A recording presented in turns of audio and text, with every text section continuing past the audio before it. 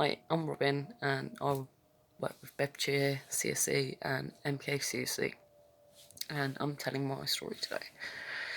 So, when I was about 4 years old, I got put into hospital because my eczema got so severe after my parents' breakup that I couldn't do anything anymore. It was like all across my body, my eczema was like potholes. People think, eczema is just a rash. It's nothing. No. Serious, guys. It gets really fucking bad. It gets so bad. So a lot of tests and stuff on eczema in the 90s was done on me. I was in hospital for nearly a year. My eczema was that bad.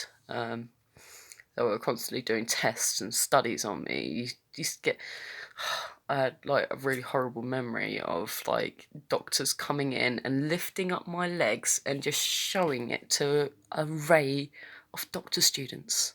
Yeah.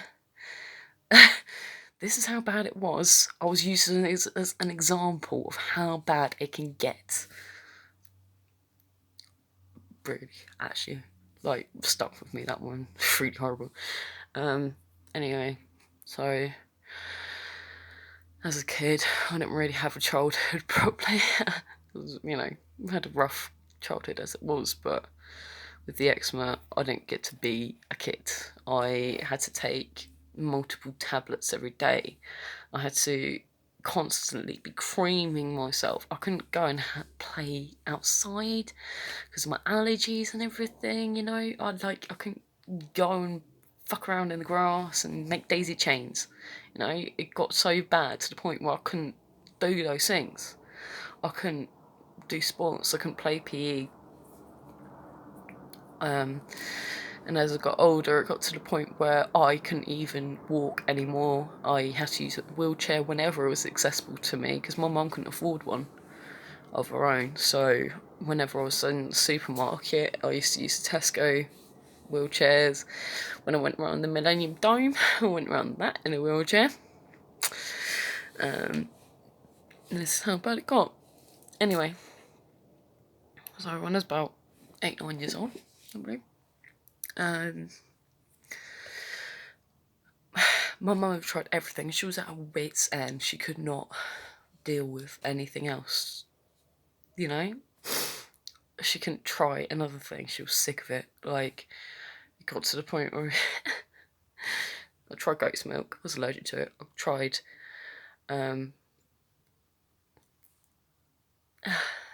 bull's milk. That was buffalo milk. Sorry, buffalo milk. And I was also allergic to that. Tried aloe vera. Severely allergic to that. Had an anaphylactic shock. And she tried putting banana peel on my skin because she read an article that said it cured a little boy of his eczema. She tried every lotion potion she could find. It got to the point where she spent hundreds of pounds on a Chinese remedy crap. You just have to drink this horrible twig tea that tastes like crap and bath in it, twig stuff. It's awful.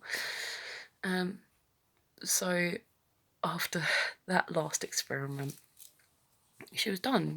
She'd spent so much money that she couldn't afford. She was raising 3 children. So we were in my back garden one day, and my brother was smoking a joint.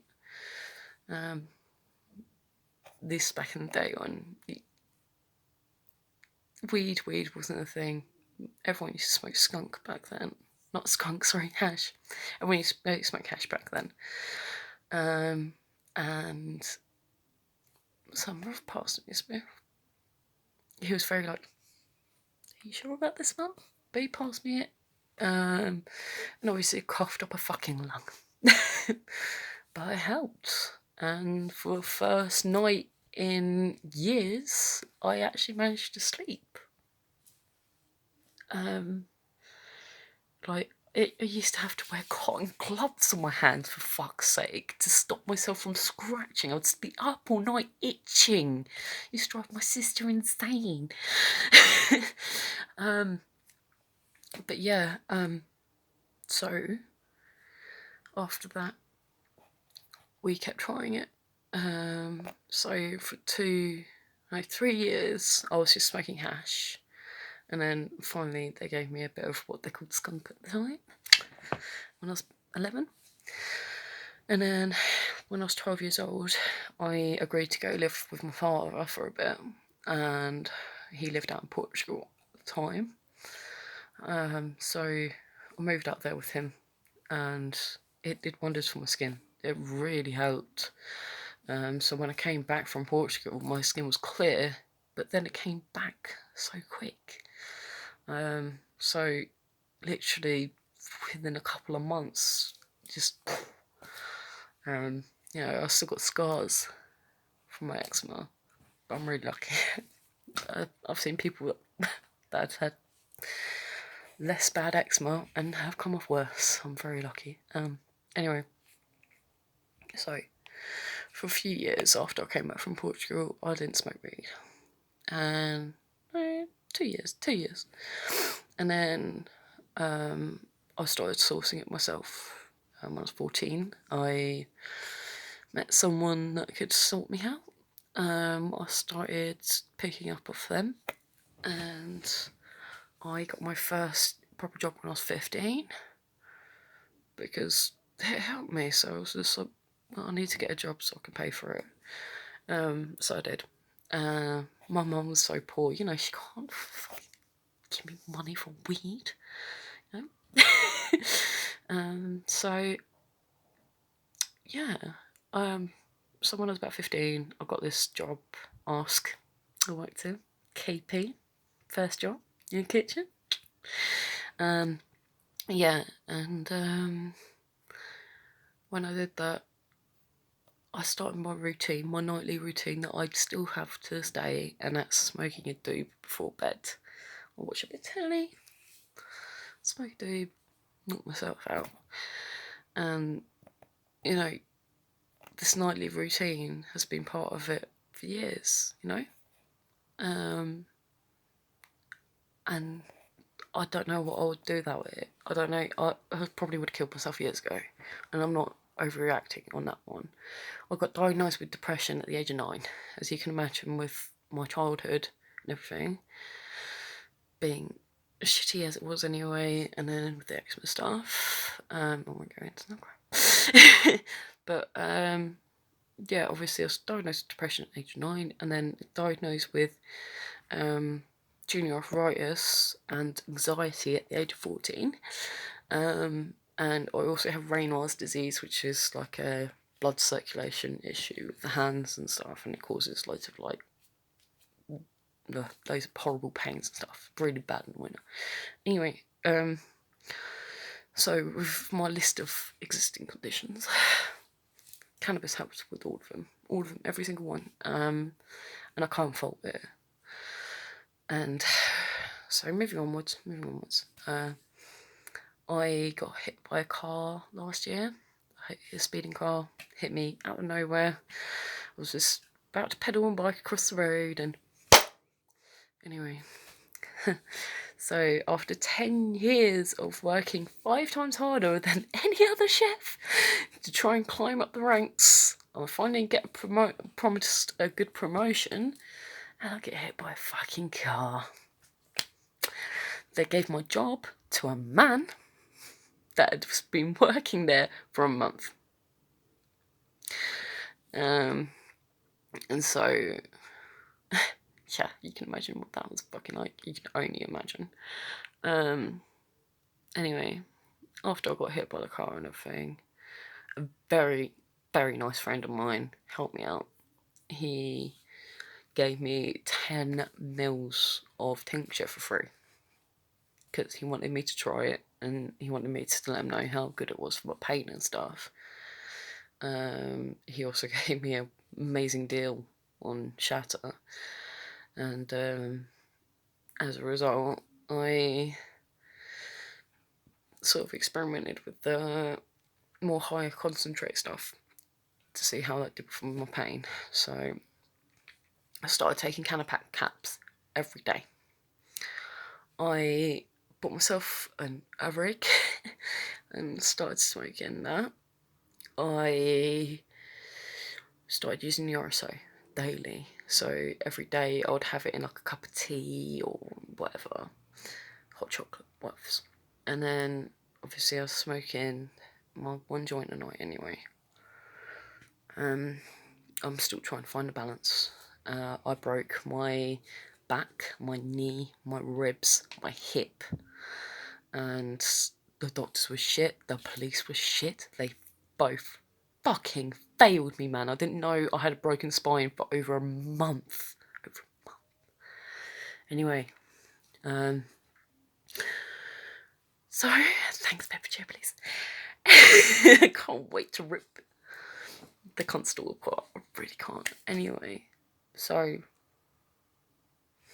I'm still trying to find my balance, and a year later I've been told I've got fibromyalgia from not healing correctly from the trauma, obviously, of going through all this. I've got fibromyalgia from it, so I just added that to my list of problems.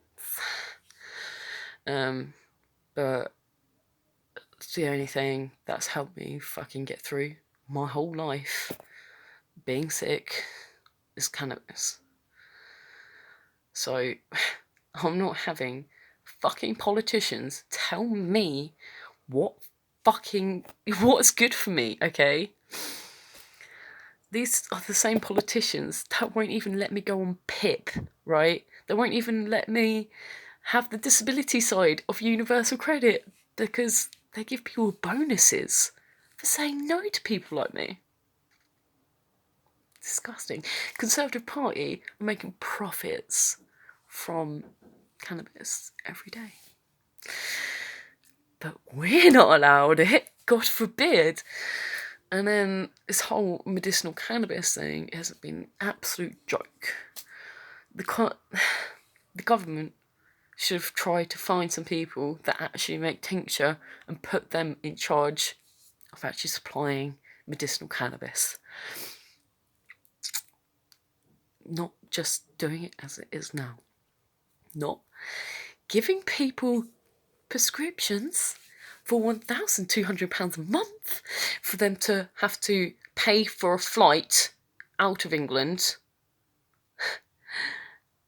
get it, and then come back to England to have it seized. Thanks. Thank you, UK government. Thank you so much. You do realise there's a lot of sick people out here, right?